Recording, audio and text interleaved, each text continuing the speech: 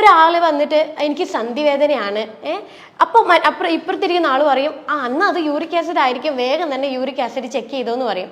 ഇത് അത്രയധികം കോമൺ ആയിട്ട് മാറിയിരിക്കുകയാണ് യൂറിക് ആസിഡ് എന്നുള്ളൊരു പ്രശ്നം. അപ്പോൾ ഈ യൂറിക് ആസിഡ് നേരെ നമ്മുടെ കിഡ്നിയിലെത്തി അവിടുന്ന് രക്തശുദ്ധീകരണം കഴിഞ്ഞ് മൂത്രം വഴിയാണ് ഒരു 70% യൂറിക് ആസിഡ് പുറത്തോട്ടേക്ക് പോവുക. യൂറിക് ആസിഡ് കൂടാനായിട്ട് നമ്മുടെ ബോഡിയിൽ പല കാരണങ്ങളായിട്ടുണ്ടാകും.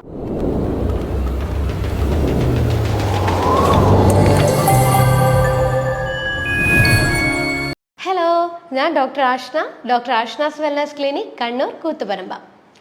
നമ്മുടെ ക്ലിനിക്കിൽ യൂറിക് ആസിഡിൻ്റെ പ്രശ്നങ്ങളായിട്ട് ഒത്തിരി അധികം ആളുകൾ വന്നിട്ടുണ്ട്. അപ്പോൾ അവരുടെ പ്രശ്നം എന്ന് പറയുമ്പോൾ ഒന്നുകിൽ നമ്മൾ കാലിൻ്റെ തള്ളവിരലിൻ്റെ ഭാഗത്ത് വേദനയും അതുപോലെ ഉപ്പൂറ്റി ആ മടമ്പ് ഭാഗത്ത് നീർക്കെട്ടൊക്കെ വന്നിട്ട് നടക്കാൻ പറ്റാത്തൊരു സ്റ്റേജിലായിട്ടാണ് കുറേയധികം പേഷ്യൻസ് വന്നിട്ടുണ്ടായിരുന്നത്. അപ്പോൾ ഇന്നത്തെ വീഡിയോയിൽ ഞാൻ സംസാരിക്കാൻ പോകുന്നത് എത്ര പഴക്കമുള്ള ഈ യൂറിക് ആസിഡ് എത്ര എളുപ്പത്തിൽ നമുക്ക് കുറയ്ക്കാം എന്നുള്ളൊരു കാര്യത്തെക്കുറിച്ചാണ്. നിങ്ങൾ കേട്ടാണല്ലോ യൂറിക് ആസിഡ്. ഇപ്പോൾ ഒരാൾ വന്നിട്ട് എനിക്ക് സന്ധിവേദനയാണ് അപ്പോൾ ഇപ്പുറത്തിരിക്കുന്ന ആൾ പറയും അന്ന് അത് യൂറിക് ആസിഡ് ആയിരിക്കും, വേഗം തന്നെ യൂറിക് ആസിഡ് ചെക്ക് ചെയ്തോന്ന് പറയും. ഇത് അത്രയധികം കോമൺ ആയിട്ട് മാറിയിരിക്കുകയാണ് യൂറിക് ആസിഡ് എന്നുള്ളൊരു പ്രശ്നം. അപ്പോൾ എന്താണ് യൂറിക് ആസിഡ്?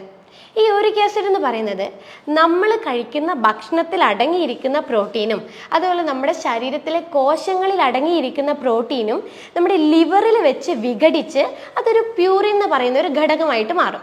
ഈ പ്യൂറിൻ്റെ നാച്ചുറൽ ആയിട്ടുള്ള ഒരു വേസ്റ്റ് പ്രൊഡക്റ്റ് അല്ലെങ്കിൽ ഒരു മാലിന്യമാണ് ഈ യൂറിക് ആസിഡ് എന്ന് പറയുന്നത്. അപ്പോൾ ഈ യൂറിക് ആസിഡ് നേരെ നമ്മുടെ കിഡ്നിയിലെത്തി അവിടുന്ന് രക്തശുദ്ധീകരണം കഴിഞ്ഞ് മൂത്രം വഴിയാണ് ഒരു 70% യൂറിക് ആസിഡ് പുറത്തോട്ടേക്ക് പോവുക. പക്ഷെ ബാക്കിയുള്ള ഒരു 30% യൂറിക് ആസിഡ് പുറത്തോട്ടേക്ക് പോകുന്നത് നമ്മുടെ മലം വഴിയാണ്. ഈ യൂറിക് ആസിഡ് കൂടിക്കഴിഞ്ഞാൽ നമ്മൾ പറയും അയ്യോ പ്രശ്നമാണ്, അത് പെട്ടെന്ന് കുറയ്ക്കാനുള്ള കാര്യങ്ങൾ ചെയ്തോ എന്നുള്ളത്. പക്ഷേ ഈ യൂറിക് ആസിഡ് എന്ന് പറയുന്നത് എപ്പോഴും ഒരു പ്രശ്നക്കാരനല്ല. കാരണം ഇത് നോർമൽ റേഞ്ചിൽ നിൽക്കുമ്പോഴേ ഇത് നമ്മുടെ ശരീരത്തിന് ഒത്തിരി ബെനിഫിറ്റ് ആയിട്ടുള്ള ഒരു കാര്യമാണ്. അതായത് ഈ യൂറിക് ആസിഡ് ബോഡിയിലുണ്ടെങ്കിൽ നമ്മുടെ പ്രതിരോധം കൺട്രോൾ ചെയ്ത് നമ്മുടെ ഒരു പ്രതിരോധ ശേഷി നിലനിർത്തി കൊണ്ടുപോകാൻ വേണ്ടി ഒത്തിരിയധികം സഹായിക്കുന്നുണ്ട്. അതുപോലെ ഇതൊരു ഹൈലി ആൻറ്റി ഓക്സിഡൻ്റ് ആണ്. അതുപോലെ നമ്മുടെ നാഡികൾ സ്റ്റിമുലേറ്റ് ചെയ്യാൻ വേണ്ടി വരെ ഹെൽപ്പ് ചെയ്യുന്ന ഒന്നാണ് യൂറിക് ആസിഡ്. പക്ഷേ ഇത് നോർമൽ റേഞ്ചിൽ നിന്ന് കൂടുമ്പോഴാണ് യൂറിക് ആസിഡിൻ്റെതായിട്ടുള്ള പ്രശ്നങ്ങൾ നമ്മുടെ ശരീരത്തിലോട്ട് കാണിക്കുന്നത്. യൂറിക് ആസിഡ് കൂടാനായിട്ട് നമ്മുടെ ബോഡിയിൽ പല കാരണങ്ങളായിട്ടുണ്ടാകും. ആദ്യമായിട്ട് പറയുകയാണെങ്കിൽ അത് കിഡ്നി റിലേറ്റഡ് ആയിട്ടുള്ള പ്രശ്നങ്ങളായിരിക്കും. ചിലപ്പോൾ കിഡ്നിയിൽ അത് നെഫ്രൈറ്റിസ് പോലെയുള്ള കണ്ടീഷൻസോ അല്ലെങ്കിൽ കിഡ്നിയുടെ അരിപ്പകളുടെ റേറ്റ്, അതായത് ഗ്ലോമെറുലാർ ഫിൽട്രേഷൻ റേറ്റ് കുറയുമ്പോഴോ അല്ലെങ്കിൽ കിഡ്നി ഡിസീസോ അല്ലെങ്കിൽ കിഡ്നി സ്റ്റോണോ എന്തെങ്കിലും വരുമ്പോഴാണ് യൂറിക് ആസിഡ് കൂടാനുള്ള ആദ്യത്തെ കാര്യം. പിന്നെയുള്ള കാര്യം എന്ന് പറയുന്നത് ഹൈപ്പോതൈറോയിഡിസം, തൈറോയ്ഡ് റിലേറ്റഡ് ആയിട്ടുള്ള പ്രശ്നങ്ങൾക്ക് യൂറിക് ആസിഡ് കൂടുതലായിരിക്കും. അതുപോലെ ഹൈപ്പർ പാരാതൈറോയിഡിസം ഉള്ളവർക്കും യൂറിക് ആസിഡ് കൂടുതലായിരിക്കും. ഷുഗർ, കൊളസ്ട്രോള്, ഇങ്ങനെയുള്ള ഷുഗർ ഇൻടേക്ക് കൂടുതലായിട്ട് വരുന്ന പ്രശ്നങ്ങൾ, ഇതൊക്കെ കാരണം നമുക്ക് യൂറിക് ആസിഡ് കൂടുതലായിട്ടുണ്ടാവും. യൂറിക് ആസിഡ് കൂടിക്കഴിഞ്ഞാൽ നമ്മുടെ ശരീരത്തിൽ ചില ലക്ഷണങ്ങളായിട്ട് കാണിക്കും. അതിൽ ഏറ്റവും കോമൺ ആയിട്ട് വരുന്നതാണ് ജോയിൻസുകളിൽ ഉണ്ടാവുന്ന കുത്തിപ്പറിക്കുന്ന പോലത്തെ വേദന.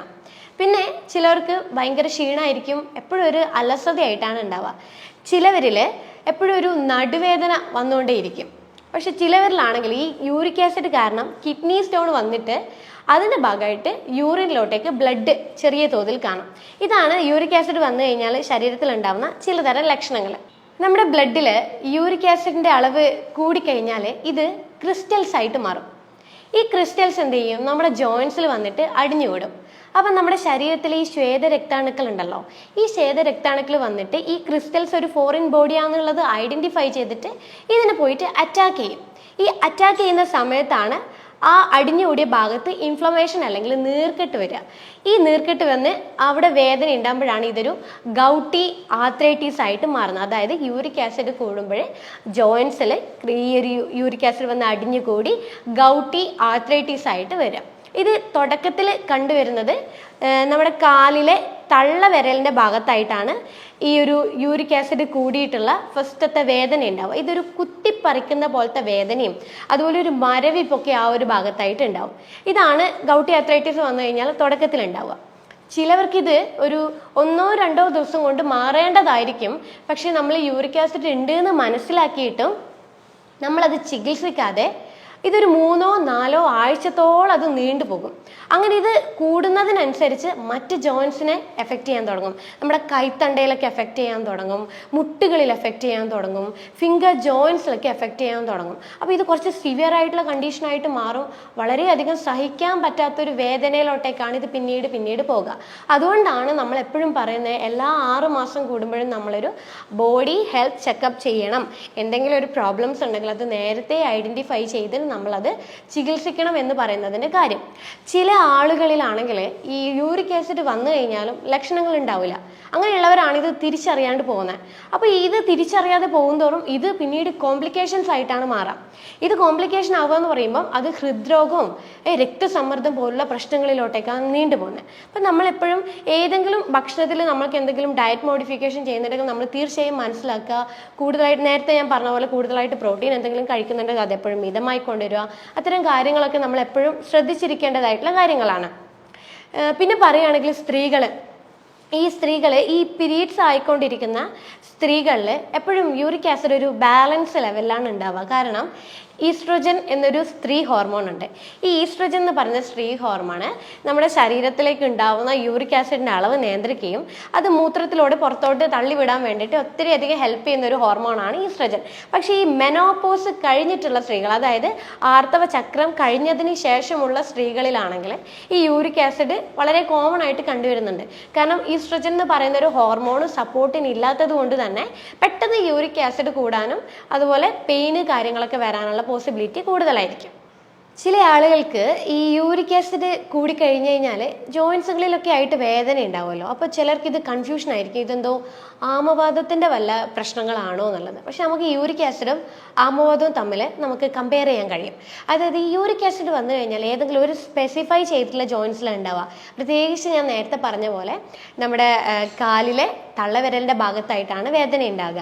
പക്ഷേ ഈ ആമവാദം ആണെങ്കിൽ മറ്റ് പല ജോയിൻസുകളിലും വേദന ഉണ്ടാവും, ടൈറ്റ്നസ്സും ഉണ്ടാവും. പക്ഷേ നേരത്തെ പറഞ്ഞ പോലെ യൂറിക് ആസിഡ് കൺട്രോൾ ഇല്ലാതെ നീണ്ടു നിൽക്കുന്നതാണെങ്കിൽ മാത്രമേ മറ്റ് ജോയിൻസുകളിൽ വന്ന് എഫക്റ്റ് ചെയ്യുള്ളൂ. അത് വളരെ റെയർ ആയിട്ടുള്ള കണ്ടീഷനാണ്. പിന്നെ നമ്മൾ ഈ ഗൗട്ടി ആർത്രൈറ്റിസ് എന്ന് പറയുന്നുണ്ടല്ലോ, അപ്പം നമുക്ക് ബ്ലഡ് ടെസ്റ്റ് ചെയ്യുമ്പോൾ യൂറിക് ആസിഡിൻ്റെ അളവ് എളുപ്പത്തിൽ നമുക്ക് കണ്ടുപിടിക്കാൻ പറ്റും. പക്ഷേ ഗൗട്ടി ആർത്രൈറ്റിസ് ആണോ എന്നുള്ളത് കൺഫേം ചെയ്യണമെങ്കിൽ നമുക്ക് എക്സ്റേയോ അങ്ങനെയുള്ള എന്തെങ്കിലും മെത്തേഡ് വഴി മാത്രമേ നമുക്ക് ഗൗട്ടി ആർത്രൈറ്റിസ് കണ്ടുപിടിക്കാൻ കഴിയുള്ളൂ. ചില കേസസിൽ യൂറിൻ അസിഡിക് ആവുന്ന ഒരു സ്റ്റേജ് വരാറുണ്ട്. അതായത് ഡയബറ്റിക് ആയിട്ടുള്ളവരത്, അല്ലെങ്കിൽ നെഫ്രോപ്പതി ആയിട്ടുള്ള കണ്ടീഷൻസ്, പിന്നെ നമ്മൾ ഈ ഫാസ്റ്റിംഗ്, സ്റ്റാർവേഷൻ, അതായത് ഫാസ്റ്റിംഗ് ഒക്കെ ചെയ്യുമ്പോൾ, പിന്നെ ഈ വൈറ്റമിൻ സി അടങ്ങിയ ഭക്ഷണങ്ങൾ നമ്മൾ കഴിക്കാതിരിക്കുമ്പോഴേ, ഇത്തരം സ്റ്റേജസ് ഒക്കെ വരുമ്പോഴേ നമ്മൾ യൂറിൻ അസിഡിക് ആയിട്ട് മാറും. അപ്പോൾ ഈ യൂറിൻ അസിഡിക് ആയിട്ട് മാറുമ്പോഴേ ഈ പുറത്തോട്ടേക്ക് പോകേണ്ട, മൂത്രം വഴി പുറത്തോട്ടേക്ക് പോകേണ്ട യൂറിക് ആസിഡ് പുറത്തോട്ട് പോവാതെ ഇത് കിഡ്നിയിൽ അടിഞ്ഞുകൂടി കിഡ്നി സ്റ്റോൺ വരാനുള്ള ചാൻസസ് കൂടുതലാണ്. അപ്പോൾ ഈ കിഡ്നി സ്റ്റോൺ നമുക്ക് ഈ അസിഡിക് കാരണം ഉണ്ടാകുന്ന കിഡ്നി സ്റ്റോൺ നമുക്ക് എളുപ്പത്തിൽ മാറ്റാൻ പറ്റും. നമ്മൾ യൂറിൻ ഒന്ന് ആൽക്കലൈൻ ആക്കി മാറ്റുവാണെങ്കിൽ പെട്ടെന്ന് ഈ കിഡ്നി സ്റ്റോൺ മൂത്രം വഴി പുറത്തോട്ടേക്ക് പോകുന്നതാണ്. അപ്പോൾ ഈ യൂറിക് ആസിഡ് കൊണ്ടുണ്ടാകുന്ന ഈ ഒരു ബുദ്ധിമുട്ട് നമുക്ക് പെട്ടെന്ന് യൂറിൻ അസിഡിക് ആക്കി ആൽക്കലൈൻ ആക്കി മാറ്റിയിട്ട് നമുക്ക് കുറയ്ക്കാൻ കഴിയും. യൂറിക് ആസിഡ് ഉള്ളവർ ശ്രദ്ധിക്കേണ്ടതായിട്ടുള്ള കുറേ അധികം കാര്യങ്ങളുണ്ട്. നമ്മളിപ്പം ചില ആരോഗ്യ പ്രശ്നങ്ങൾ കൊണ്ടുണ്ടായതായിരിക്കാം, അല്ലെങ്കിൽ ചിലപ്പോൾ നമ്മുടെ ലൈഫ് സ്റ്റൈൽ ഉണ്ടാകുന്ന പ്രോബ്ലംസ് കൊണ്ടായിരിക്കാം, അല്ലെങ്കിൽ നമ്മൾ വാട്ടർ കണ്ടന്റ് നമ്മുടെ ശരീരത്തിൽ മെയിൻറ്റെയിൻ ചെയ്യാത്തത് കൊണ്ടായിരിക്കാം. ഇത് ഏതെങ്കിലും ഒരു കാരണങ്ങൾ കൊണ്ടായിരിക്കും നമുക്ക് യൂറിക് ആസിഡ് നമ്മുടെ ശരീരത്തിൽ ഉണ്ടാവുന്നത്. അപ്പോൾ എങ്ങനെ യൂറിക് ആസിഡ് ഉള്ളവർ ഏത് രീതിയിൽ നമ്മൾ യൂറിക് ആസിഡ് കുറയ്ക്കാനുള്ള കാര്യങ്ങൾ ശ്രദ്ധിക്കണം എന്നുള്ളത് ഞാനൊന്ന് ഡീറ്റെയിൽ ആയിട്ട് പറഞ്ഞുതരാം. അതിൽ ആദ്യം നമ്മൾ ശ്രദ്ധിക്കേണ്ട കാര്യമാണ് ഹൈഡ്രേഷൻ. അതായത് നമ്മുടെ ശരീരത്തിൻ്റെ വെയിറ്റിനനുസരിച്ചിട്ടുള്ള ഹൈഡ്രേഷൻ നമ്മൾ നിലനിർത്തേണ്ടത് നിർബന്ധമായിട്ടുള്ളൊരു കാര്യമാണ്. കാരണം നമ്മുടെ കിഡ്നിയിൽ വെച്ചിട്ടാണ് നമ്മുടെ രക്തശുദ്ധീകരണം നടക്കുന്നത്. രക്തശുദ്ധീകരണം നടക്കുന്നതിൻ്റെ ഭാഗമായിട്ട് നമ്മുടെ ശരീരത്തിൽ വേണ്ടാത്തതായിട്ടുള്ള കൂടുതലായിട്ടുള്ള കാര്യങ്ങളൊക്കെ നമ്മൾ മൂത്രം വഴിയാണ് പുറത്തോട്ടേ പോവുക. അപ്പോൾ യൂറിക് ആസിഡ് കൂടുതലുള്ള ആൾക്കാർ വെള്ളത്തിൻ്റെ അളവ് നിർബന്ധമായിട്ട് നിലനിർത്തേണ്ടത് ആവശ്യമായിട്ടൊരു കാര്യമാണ്. അതായത് 20 കിലോന് 1 ലിറ്റർ എന്നുള്ളൊരു കണക്കിന് നമ്മൾ വെള്ളത്തിൻ്റെ അളവ് നിലനിർത്തുക. എങ്കിൽ മാത്രമേ നമുക്ക് ഈ യൂറിക് ആസിഡ് മൂത്രം വഴി നമുക്ക് പുറത്തോട്ട് കൊണ്ടുവരാൻ കഴിയുള്ളൂ. രണ്ടാമത്തേതായിട്ടുള്ള കാര്യം എന്ന് പറയുന്നത് നമ്മുടെ ശരീരത്തിന് ഒത്തിട്ടുള്ള ഭാരം നമ്മൾ നിലനിർത്തുക എന്നുള്ളൊരു കാര്യമാണ്. അതായത് നമ്മുടെ BMI സ്റ്റാർട്ട് ചെയ്യുന്നത് 18 എന്നാണ്. 18 തൊട്ട് 24-നുള്ളിലുള്ള BMI ആണ് നമ്മുടെ എപ്പോഴും ശരീരത്തിന് ആവശ്യമായിട്ടുള്ളത്. അപ്പോൾ ഇതിൽ കൂടുതലായിട്ട് വരുന്ന BMI, അതായത് ഓവർ വെയിറ്റ്, ഒബേസിറ്റി, അമിതവണ്ണം, ഇങ്ങനെയുള്ള കണ്ടീഷൻസ് വരുമ്പോഴേ നമ്മുടെ ശരീരത്തിൽ ഗ്ലൂക്കോസിൻ്റെ പ്രൊഡക്ഷൻ കൂടാൻ തുടങ്ങും. ഈ ഗ്ലൂക്കോസിൻ്റെ പ്രൊഡക്ഷൻ കൂടാൻ തുടങ്ങുമ്പോഴേ ശരീരത്തിൽ സ്വാഭാവികമായിട്ടും ഫാറ്റ് വന്ന് അടിഞ്ഞുകൂടുകയും ഇത് ഫാറ്റി ലിവർ എന്നുള്ളൊരു കണ്ടീഷനിലോട്ടേക്ക് ഷിഫ്റ്റ് ചെയ്യും. ഈ ഫാറ്റി ലിവർ നേരത്തെ ഞാൻ പറഞ്ഞല്ലോ, കാരണങ്ങളിൽ ഫാറ്റി ലിവർ കൊണ്ട് നമുക്ക് യൂറിക് ആസിഡ് വരാമെന്നുള്ളത്. അപ്പോൾ നമ്മളെ ഭക്ഷണത്തിൻ്റെ അകത്ത് കലോറി കൂടിയ ഭക്ഷണങ്ങളോ അല്ലെങ്കിൽ ഹൈ ഫാറ്റ് അടങ്ങിയ ഭക്ഷണങ്ങൾ നമ്മൾ കഴിക്കുമ്പോഴോ ഈ ശരീരത്തിൽ ഗ്ലൂക്കോസ് പ്രൊഡക്ഷൻ കൂടുകയും അതുമൂലം ഇൻസുലിൻ്റെ അളവ് കൂടുകയും ഇൻസുലിൻ റെസിസ്റ്റൻസ് ആയിട്ടുള്ള കണ്ടീഷൻസ് ആയിട്ടുള്ള ഫാറ്റി ലിവർ, ഡയബറ്റിക് ഇങ്ങനെയുള്ള പ്രശ്നങ്ങൾ നമ്മളെ ശരീരത്തിൽ തുടങ്ങിക്കഴിഞ്ഞാൽ ശരീരത്തിൽ യൂറിക് ആസിഡിൻ്റെ അളവ് സ്വാഭാവികമായിട്ടും കൂടും. കാരണം യൂറിക് ആസിഡ് എന്ന് പറയുന്നത് ഒരു മെറ്റബോളിസമായി റിലേറ്റഡ് ആയിട്ടുള്ളൊരു ബുദ്ധിമുട്ടാണ്. അപ്പോൾ നമ്മൾ ശരീരത്തിന് ഒത്തിട്ടുള്ളൊരു ഭാരം നിലനിർത്താൻ വേണ്ടിയിട്ട് നമ്മൾ ശ്രദ്ധിക്കുക. മൂന്നാമത്തെ മെത്തേഡ് എന്ന് പറയുന്നത് നമുക്ക് ആപ്പിൾ സൈഡർ വിനേഗർ. ഈ ആപ്പിൾ സൈഡർ വിനേഗർ എന്ന് കേൾക്കുമ്പോൾ വിനേഗർ ആയതുകൊണ്ട് നമുക്കിത് അസിഡിക് ആവില്ലേ, യൂറിക് ആസിഡിൻ്റെ പ്രശ്നമാവില്ലേ എന്ന് നമ്മൾ പൊതുവെ ചിന്തിക്കും. പക്ഷെ അങ്ങനെയല്ല. നമ്മൾ ഈ ആപ്പിൾ സൈഡർ വിനേഗർ കഴിക്കുമ്പോൾ ആപ്പിൾ സൈഡർ വിനേഗറിൽ അടങ്ങിയിരിക്കുന്ന മാലിക് ആസിഡ് നമ്മുടെ ശരീരത്തിൻ്റെ യൂറിക് ആസിഡ് പുറത്തോട്ടേക്ക് തള്ളിവിടാൻ വേണ്ടിയിട്ട് ഒത്തിരി അധികം ബെനിഫിറ്റ് ആയിട്ടുള്ള കാര്യമാണ്. അതായത് ദിവസം 1-2 ടീസ്പൂണ് ഒരു ഗ്ലാസ് വെള്ളത്തിൽ നമ്മൾ മിക്സ് ചെയ്തിട്ട് ഒരു നേരം നമ്മൾ ദിവസവും കഴിക്കുന്നത് യൂറിക് ആസിഡ് കുറയാൻ വേണ്ടിയിട്ട് വളരെ ബെനിഫിറ്റ് ആയിട്ടുള്ള ഒരു കാര്യമാണ്. നാലാമത്തെ കാര്യം എന്ന് പറയുന്നത് ഞാൻ നേരത്തെ പറഞ്ഞതുപോലെ ഈ ഹൈ ഫ്രക്ടോസ് അടങ്ങിയിട്ടുള്ള ഭക്ഷണങ്ങൾ, അതായത് ചിലപ്പോൾ തേനാവാം, അല്ലെങ്കിൽ ഫ്രൂട്ട്സ് കൂടുതലായിട്ട് എടുക്കുന്നവരാവാം, അല്ലെങ്കിൽ ഡ്രിങ്ക്സ്, ഈ കാർബണേറ്റഡ് ആയിട്ടുള്ള ഡ്രിങ്ക്സ് കഴിക്കുന്നവരാവാം. അങ്ങനെയുള്ളവരൊക്കെ ഇത്തരം ഫുഡുകൾ ഫുള്ളായിട്ട് സ്റ്റോപ്പ് ചെയ്യാൻ വേണ്ടി ശ്രമിക്കുക. ഈ കാർബണേറ്റഡ് ഡ്രിങ്ക്സിലൊക്കെ ഹൈ പ്യൂറിൻ അളവ് കൂടുതലായിരിക്കും. അതുകൊണ്ട് തന്നെ അത് ഫുള്ളായിട്ട് ജങ്ക് ഫുഡ്സ് കാര്യങ്ങളൊക്കെ ഫുള്ളായിട്ട് സ്റ്റോപ്പ് ചെയ്യാൻ വേണ്ടി ശ്രമിക്കുക.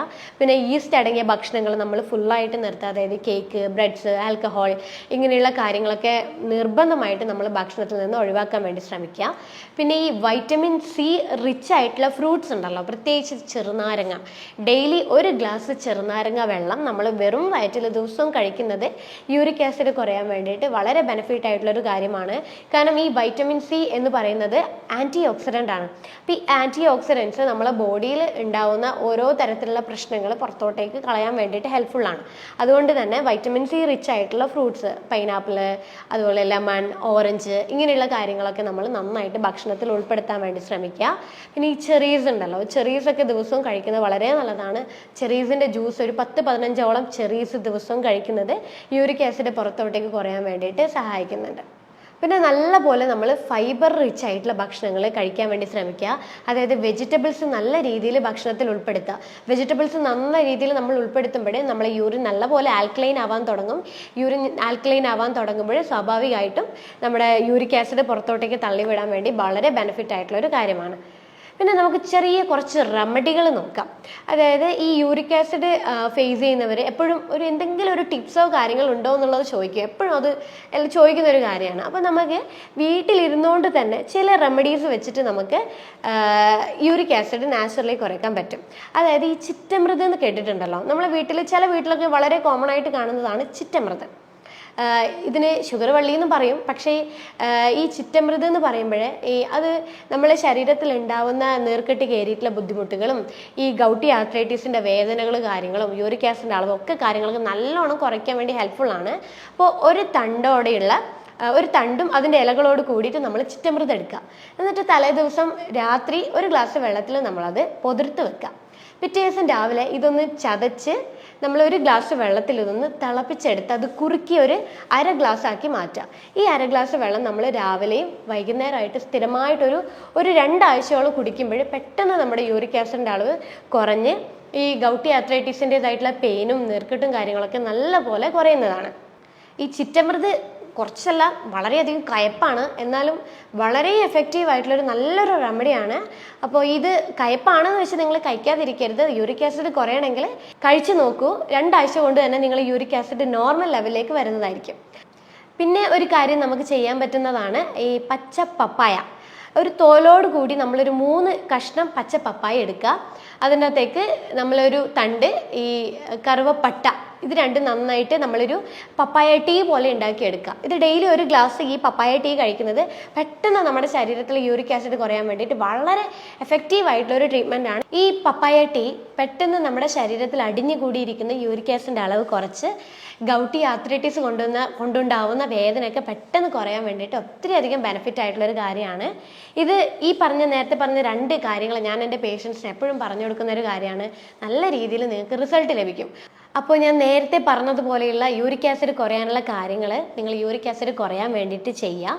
അതായത് ഫുഡ് കാര്യങ്ങളൊക്കെ മാറ്റം വരുത്തുക, ഫിസിക്കൽ ആക്ടിവിറ്റീസ് എല്ലാ കാര്യങ്ങളും കൂട്ടുക, അതുപോലെ വെള്ളത്തിൻ്റെ അളവ് കാര്യങ്ങളൊക്കെ നിയന്ത്രിക്കുക, ഉൾപ്പെടുത്താൻ പറ്റുന്ന ഭക്ഷണങ്ങൾ എല്ലാ കാര്യങ്ങളും ശ്രദ്ധിക്കുക. എന്നിട്ടും നിങ്ങളുടെ യൂറിക് ആസിഡ് കുറയുന്നില്ലെങ്കിൽ തീർച്ചയായിട്ടും നിങ്ങളൊരു ഡോക്ടറെ കൺസൾട്ട് ചെയ്തിട്ട് അവരൊരു അഡ്വൈസ് നേടുക.